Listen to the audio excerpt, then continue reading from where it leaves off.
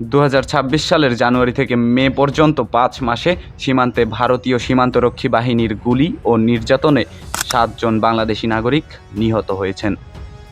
সীমান্তে প্রাণ হারানো প্রতিটি মানুষ কেবল একটি সংখ্যা নয়, বরং একটি ছিন্ন ভিন্ন পরিবারের দীর্ঘশ্বাস।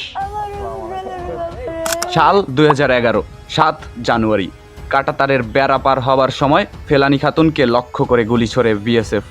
এতে গুলিবিদ্ধ হয়ে মৃত্যুবরণ করে ফেলানী। হত্যার পর প্রায় 5 ঘন্টা ফেলানীকে ঝুলিয়ে রাখা হয় কাঁটাতারের বেড়ায়।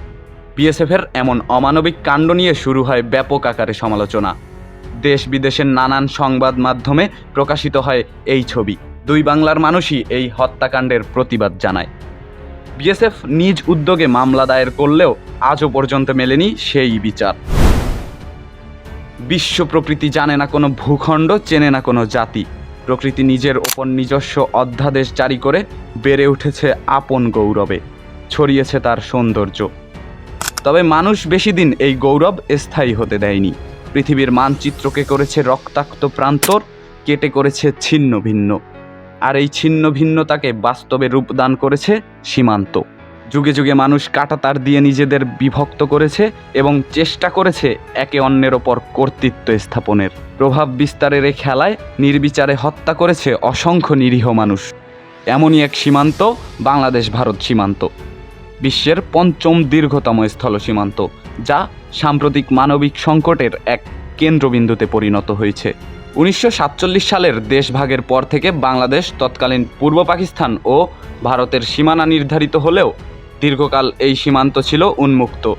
কিন্তু 2000 সালের পর থেকে ভারত সীমান্তে কাঁটাতারের বেড়া নির্মাণ শুরু করলে এবং বিএসএফকে শুট অন সাইট, দেখামাত্র গুলি বা জিরো টলারেন্স নীতি ব্যবহারের অনুমতি দিলে নিহতের সংখ্যা জ্যামিতিক হারে বাড়তে থাকে। মানবাধিকার সংস্থাগুলোর মতে গত 2 দশকে সীমান্তে 1200-এর বেশি বাংলাদেশি নিহত হয়েছেন। তবে কেন এই হত্যা?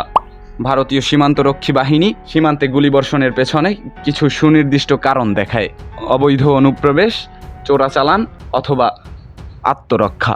অথচ বাস্তব চিত্র পুরোপুরি ভিন্ন। মানবাধিকার সংস্থা হিউম্যান রাইটস ওয়াচ তাদের এক প্রতিবেদনে দেখিয়েছে যে নিহতদের সিংহভাগই ছিল নিরস্ত্র এবং তাদের কাছে কোনো মরণঘাতী অস্ত্রই ছিল না। অনেক ক্ষেত্রে পেছন থেকেও গুলি করা হয়েছে, যা প্রমাণ করে আক্রান্ত ব্যক্তি পালিয়ে যাচ্ছিল এবং সে কোনো প্রাণঘাতী হুমকি ছিল না। এমনই এক সীমান্ত সহিংসতার প্রতীক 2011 সালের 7 জানুয়ারি কুড়িগ্রাম সীমান্তে 15 বছর বয়সী কিশোরী ফেলানী খাতুনকে গুলি করে হত্যার পর তার মরদেহ কাঁটাতারে ঝুলে থাকার ছবি বিশ্ব বিবেককে নাড়িয়ে দিয়েছিল। এটি ছিল ভারতের সীমান্ত নিষ্ঠুরতার এক চরম উদাহরণ। দীর্ঘ 1 দশকেও ফেলানী হত্যার বিচার না হওয়া সীমান্তে দায় মুক্তির সংস্কৃতিকে স্পষ্ট করে তোলে।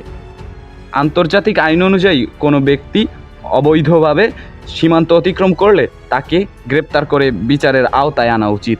কিন্তু বিচারহীনভাবে হত্যা করা স্পষ্ট ইউনিভার্সাল ডিক্লারেশন অফ হিউম্যান রাইটসের 3 নম্বর অনুচ্ছেদের লঙ্ঘন।